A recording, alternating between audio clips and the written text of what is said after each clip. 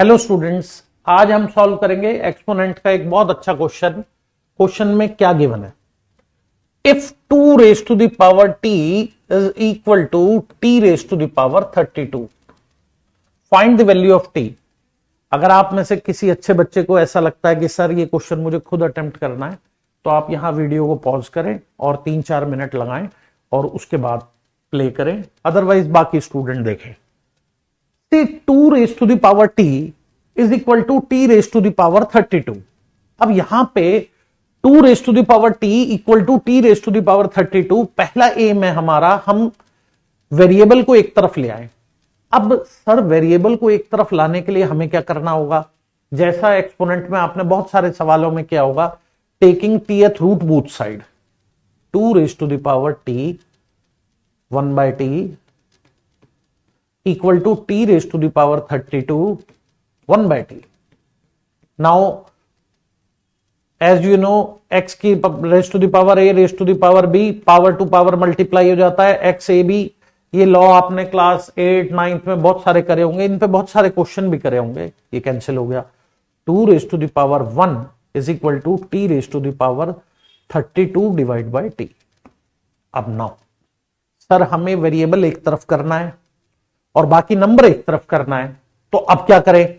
अब क्लियर दिख रहा है 32 यहां से रिमूव करना है, तो टेकिंग 32nd रूट, तो 2 raise to the power 1/32 is equal to t raise to the power 32/t raise to the power 1/32।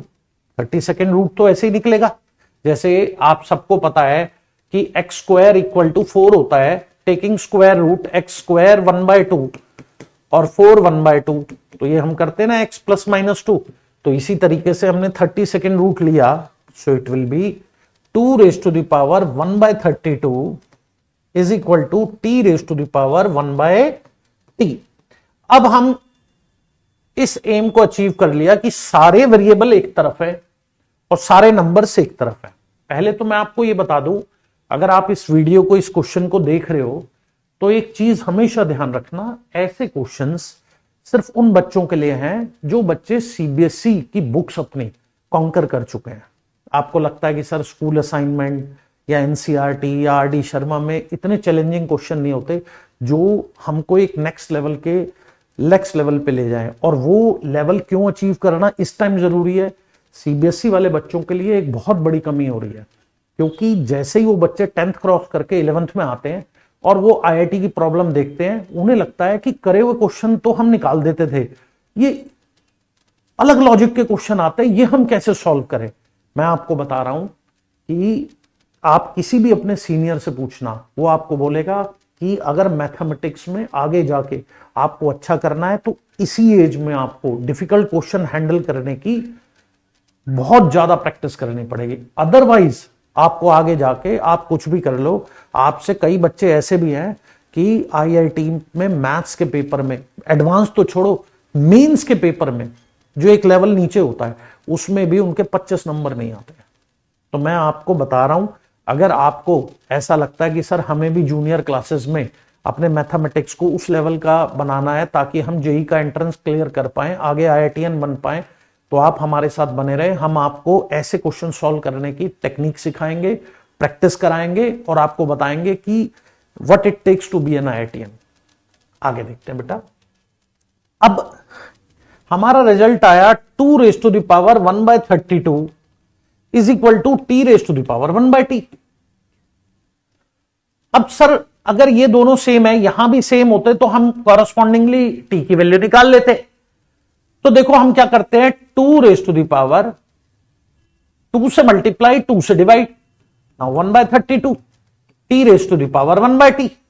Now 2 into 32 64 और 2 रेज टू द पावर 2 इसे हम लिख सकते हैं 4 raise to the power 1/64 is equal to t raise to the power 1/t।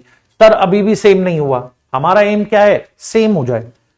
जैसे अगर let us suppose t raise to the power 1/t है, यहां बन जाए 2 रेज टू द पावर 1/2, तो कंपेयर हो सकता है कि सिमिलर है, कॉरस्पॉन्डिंग टर्म सेम होंगी, t इक्वल टू 2। तो ऐसा यहां तो नहीं है, यहां 4 है 64 है।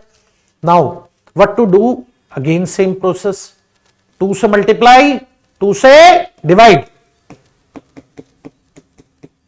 अब 4 raised to the power 2 128 t raised to the power 1 by t।